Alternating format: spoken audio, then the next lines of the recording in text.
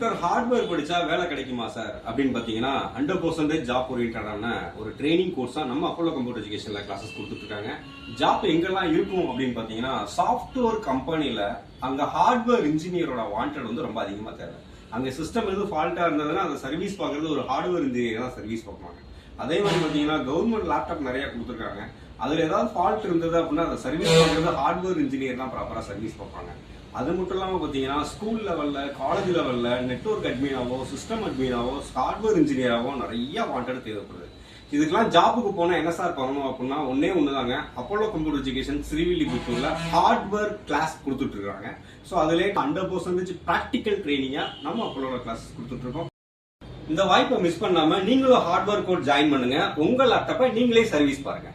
So கீழே உள்ள நம்பருக்கு கால் பண்ணி வேற தகவலுக்கு தெரிஞ்சுக்கங்க. தேங்க்யூ.